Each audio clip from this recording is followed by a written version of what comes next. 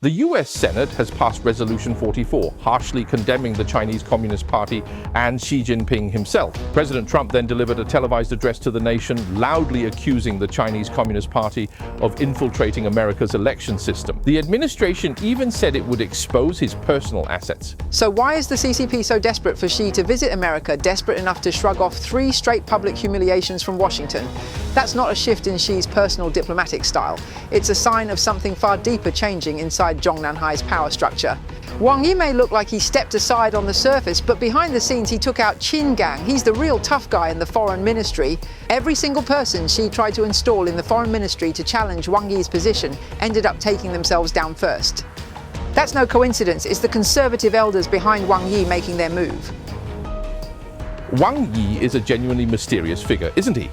On the surface, he keeps Xi Jinping very comfortable and content, but when it comes to actual control over the foreign ministry, it's clear Xi's reach simply doesn't extend that far. To some extent, Xi's role today is simply playing along out front, keeping up the appearance of authority and grandeur, while his actual power has already been massively diluted and hollowed out underneath him. Hello everyone, welcome to PinnacleView. I'm Shishan.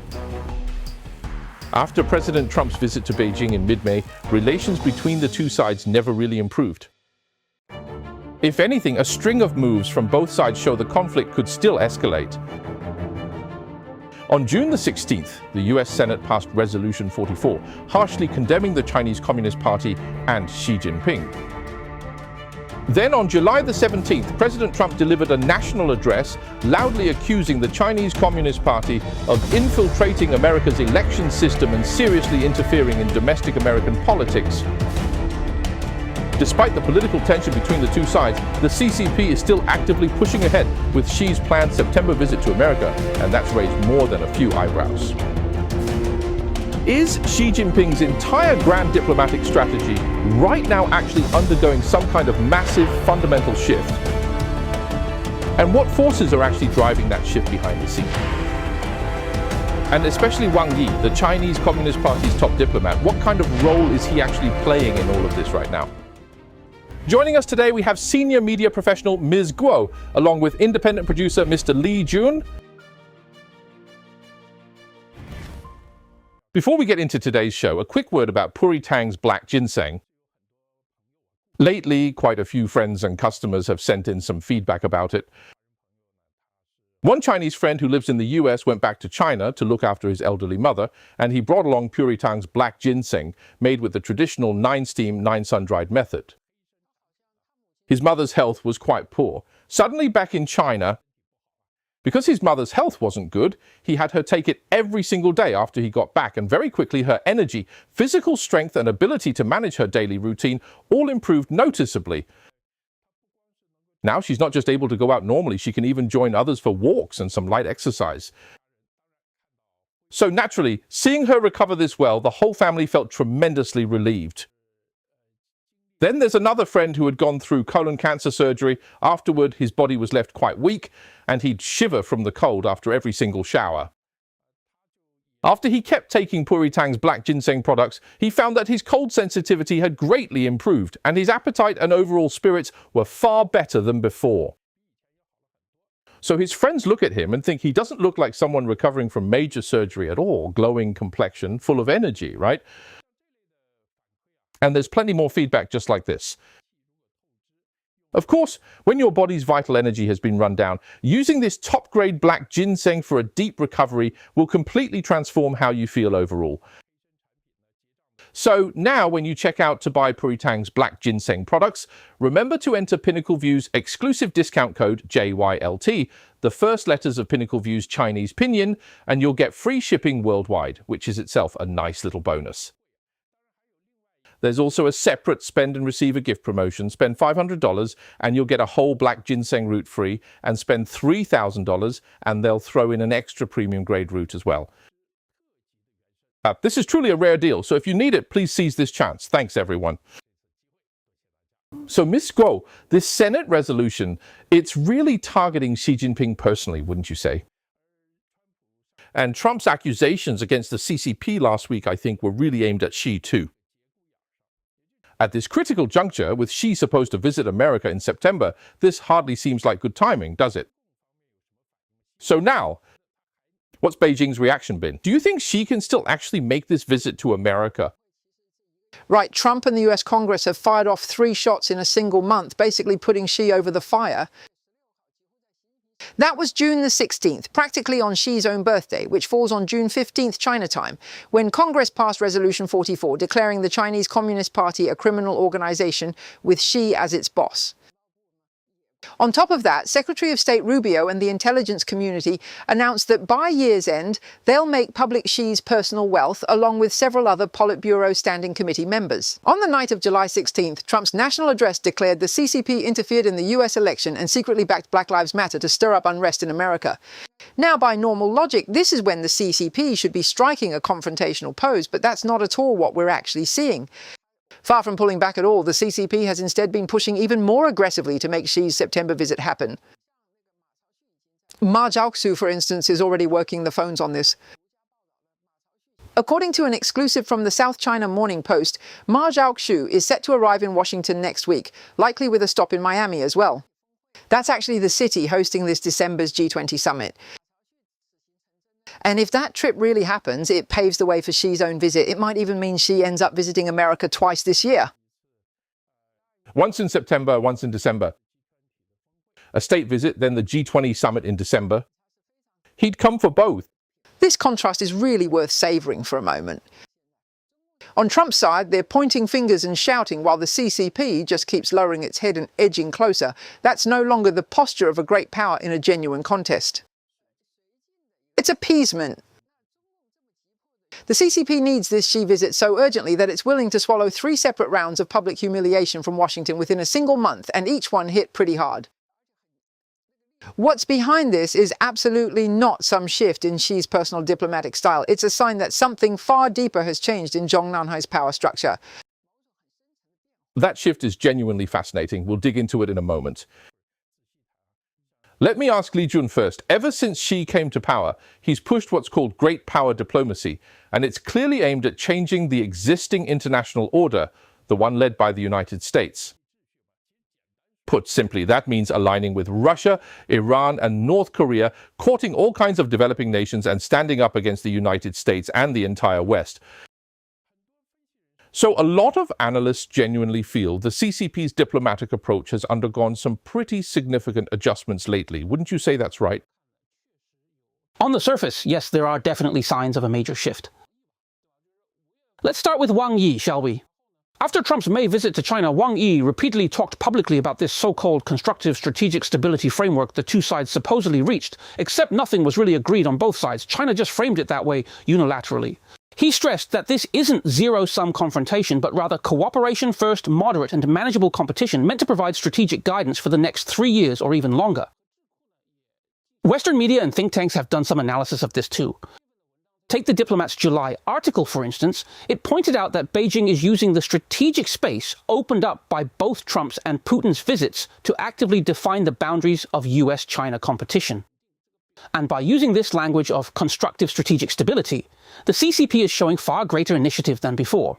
No longer simply accepting America's agenda passively, but actively working to build the conditions for a global order that isn't led by the United States. Foreign Affairs likewise argues this is a pragmatic strategy the CCP is taking during Trump's second term, stabilizing the American channel in the short term while concentrating resources on building tech strength and influence across the global south. Quite a few observers generally agree that this marks a clear tactical loosening, at least on the diplomatic front toward the US. Not like that old stance anymore, right? That fight to the end no matter what. Right. Right? And the specific moves are interesting too. You can see it plainly. On July 7th, Ukraine's Foreign Minister Andriy Sybiha publicly confirmed he'd received an invitation from Wang Yi to visit China. For now, both sides are still working out exact dates. This is seen as a signal that China's trying to maintain some balance on the Russia-Ukraine issue, preserving diplomatic room for a post-Putin era. Because if you and Putin have a friendship with no limits, how can you also be cozying up to his enemy at the same time? Right, and it seems China has also issued an invitation of its own to Zelensky, apparently, saying he might visit China. So that signal's already out there, but exactly what Zelensky will do, there's no final word on that yet. But if you only look at this, I think it's just a surface-level phenomenon. Underneath, the rivalry and tension haven't eased up one bit. Right. Right? Take July 17th, Xi personally attended the World AI Conference in Shanghai and delivered the keynote address. During the conference, they also announced a new World AI Cooperation Organization.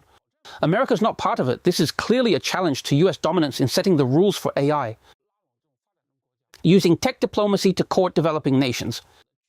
Meanwhile, the CCP's military support for Iran hasn't stopped either, and its ties with North Korea keep deepening. None of this is symbolic. It's a real upgrade in military and strategic cooperation. So the conclusion is clear. The CCP's overall diplomatic direction hasn't changed. Aligning with Russia, Iran, and North Korea, courting the global South, challenging the US-led order, I think that framework is still very much in place, just executed more flexibly now. The goal is to avoid sparking conflict across multiple fronts while buying a cushion for Xi's September visit and beyond. This isn't a fundamental pivot. It's a more sophisticated tactical adjustment. That's how I see it. Right. I actually think the US-China relationship right now is a bit strange. It just feels off. What do I mean? On the surface, the leaders act like the best of friends. Trump calls Xi his good friend, and Beijing says we've reached all sorts of agreements with the US. But underneath, there's an enormous amount of maneuvering going on, especially down at the working level. So many agencies on both sides are constantly squaring off against each other, contradicting the friendly tone up top. It really is a strange feeling, isn't it, when you stop and think about it? If it were just the American side, I could understand that. But what about China? Ms. Guo, what's your take? I don't think that's the case with China at all. Because the CCP is fundamentally a one-party dictatorship, and every major foreign policy decision, especially something at the level of the president's own state visit, could never be settled unilaterally by any single department. It has to pass through the party's central core decision-making mechanism first. But that core is the whole question. So where is that core right now? If it's the one-man rule kind of core, that's one thing. But if Xi can no longer be that core, it's a different kind of core entirely, meaning his policies are starting to shift. So the Xi visit itself isn't something he alone can decide. It has to go through a higher level internal process within the CCP, one tied to the balance of power inside the party. And right now, we're not in a one-man rule phase, which means both leaders are just saving face for each other on the surface, while underneath, an entirely different political logic is actually at work. On the American side, that's institutional separation of powers, perfectly normal. But in China, if the foreign ministry, state security and propaganda departments seem to be acting on their own, even contradicting each other, that's telling because it's simply not one solid block anymore.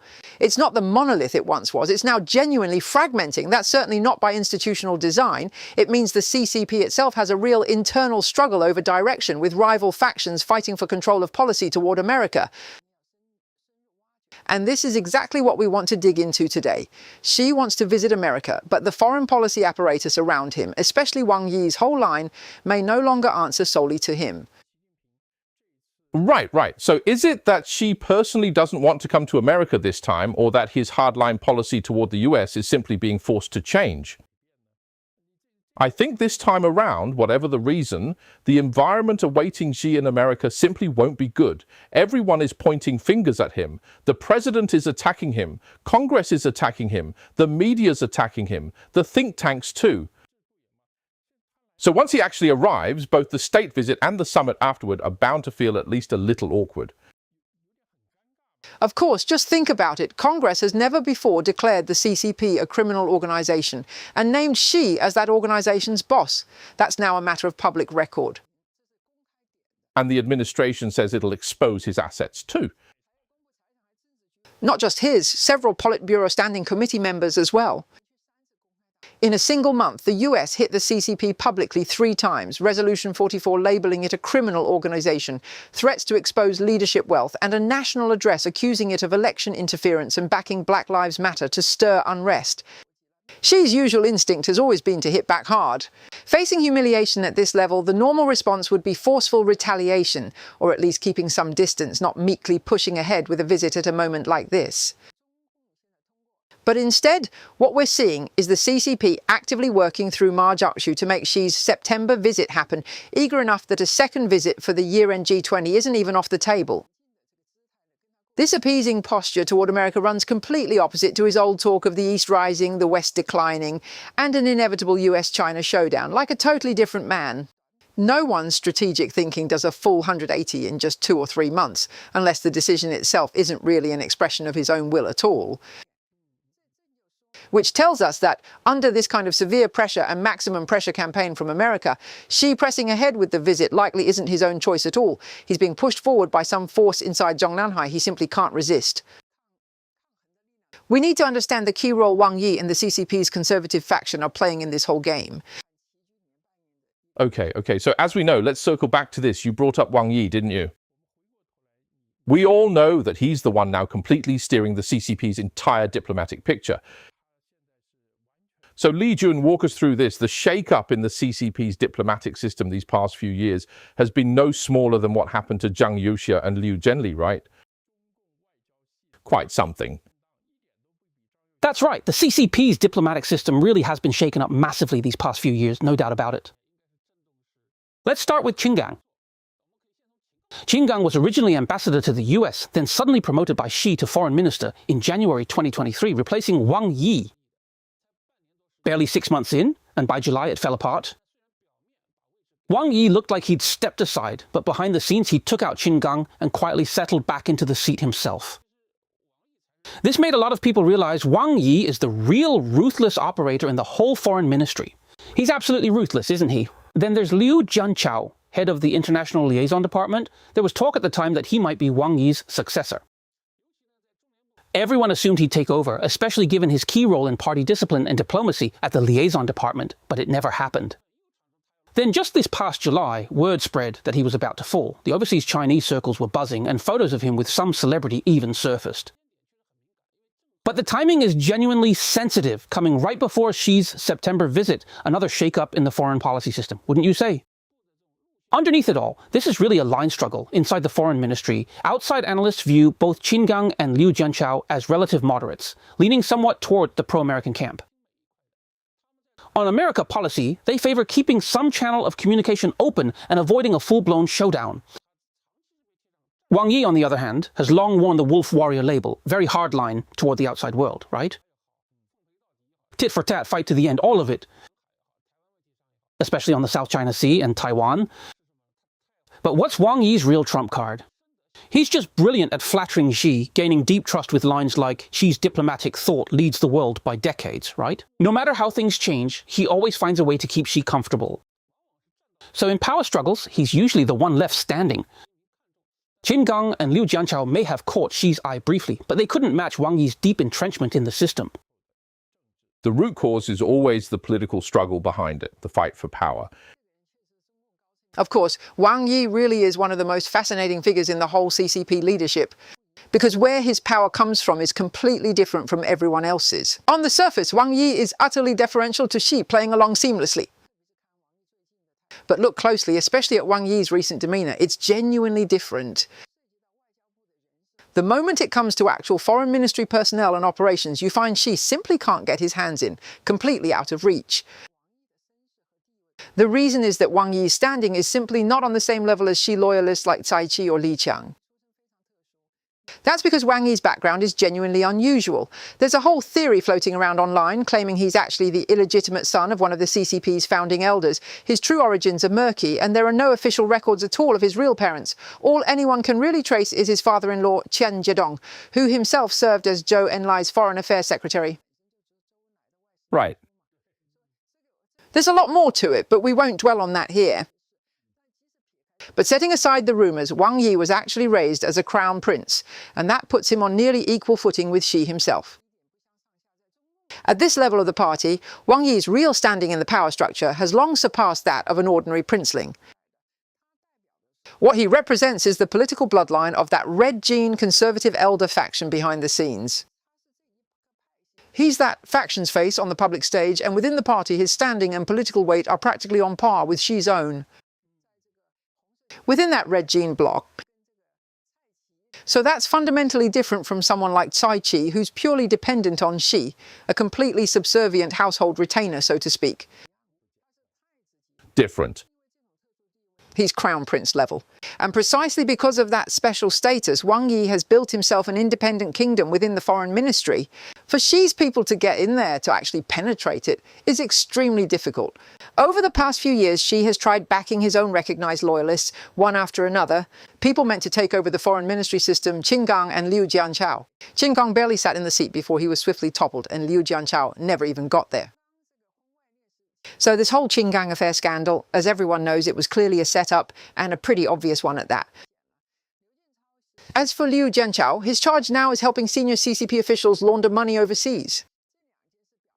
On the surface, these look like separate personal scandals, but put side by side, you can see they form a pattern.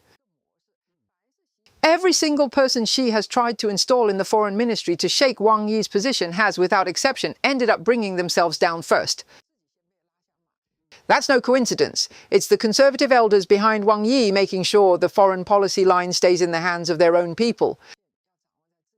So at his core, Wang Yi is really an elder faction figure, though the conservative elders themselves split into many sub-factions.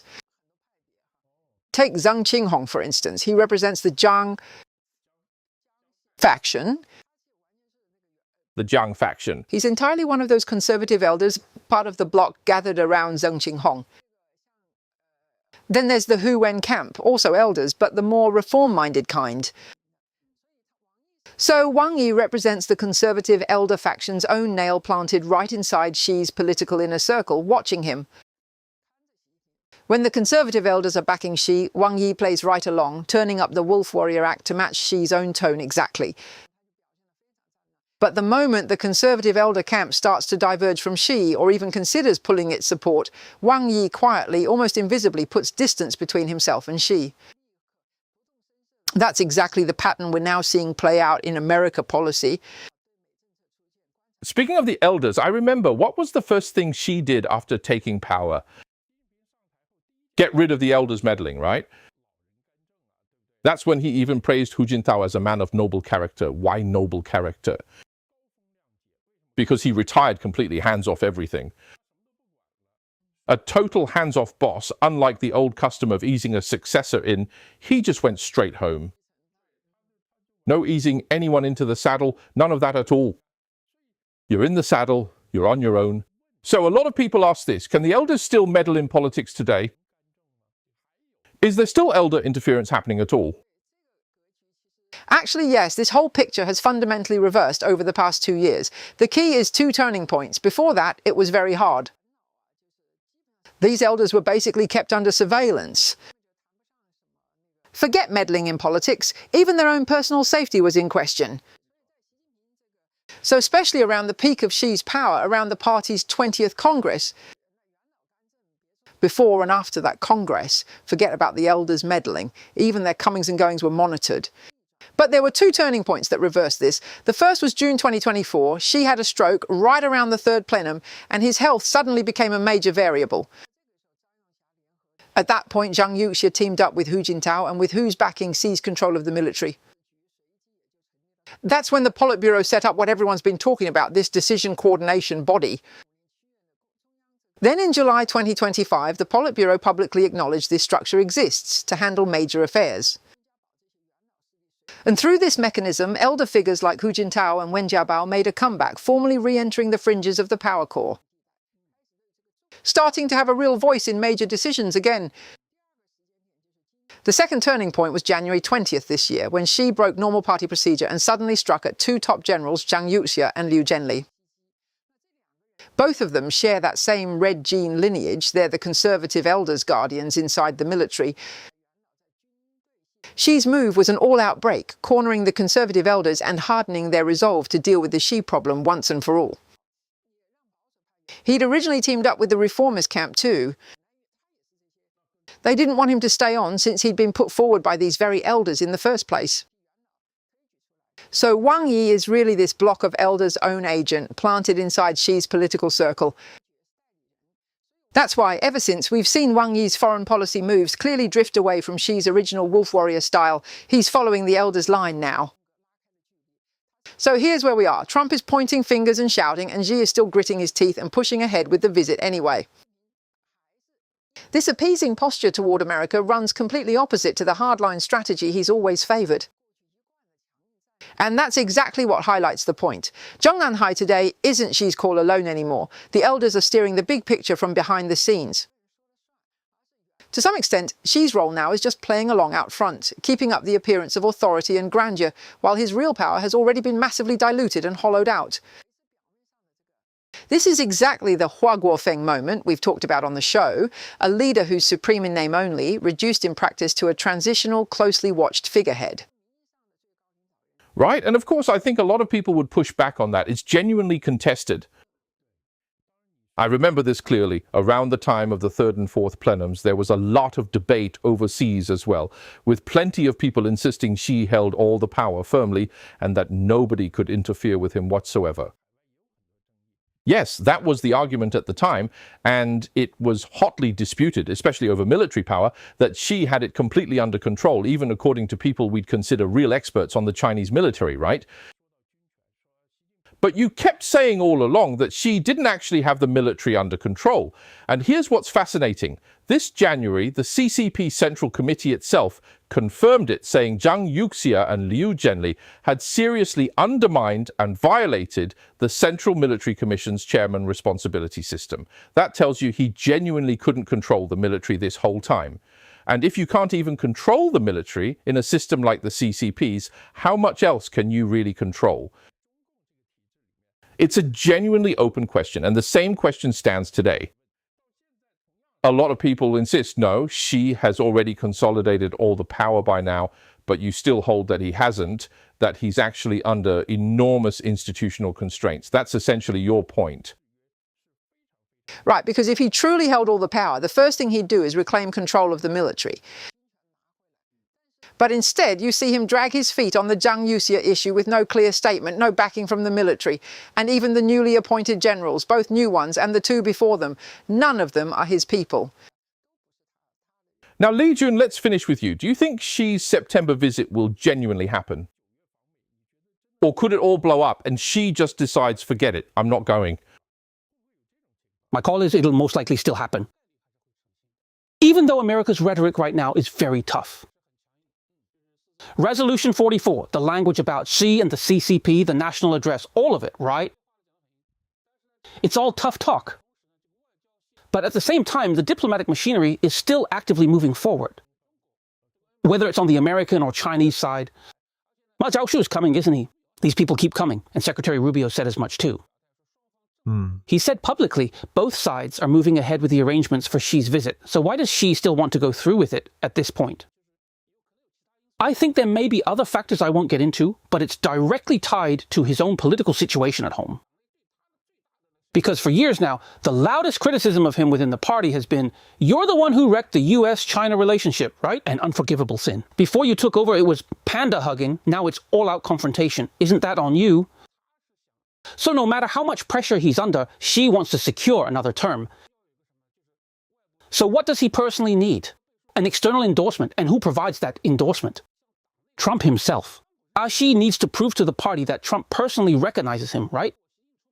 This kind of leader-to-leader diplomacy, only Xi himself can pull it off. If anyone else tried, it just wouldn't land the same way. So this visit isn't just a routine trip for Xi on a personal level for his own standing. He feels it's essential, so he'll push through with it regardless. More importantly, we need to face a basic fact. The overall US-China relationship has, I think, gone past the point of no return. The criminal organization label is set, the election interference charge is set, none of this is a temporary posture, it's a fundamental repositioning. Neither side can go back to the old, manageable, competitive relationship anymore. But what's Trump's own problem right now? His attention is mainly on solving domestic problems first, and Iran second. Trump himself also needs a breather. Bottom line, Xi's September visit will most likely happen, but it's more a case of both sides getting what they need than a sign the relationship's actually improving. It satisfies Xi's personal political needs, and it also fits Trump's own practical calculations right now. Just don't have any illusions about this visit. The US-China relationship is stone cold regardless. So when Xi comes to America this time, is he walking in alone to face the music or running a con like Zhang Gan stealing the letter?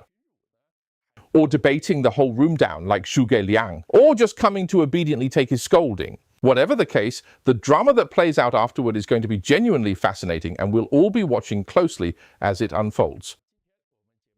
That's all for today's show. Thank you so much for watching, and thanks to both our guests. We'll see you next time.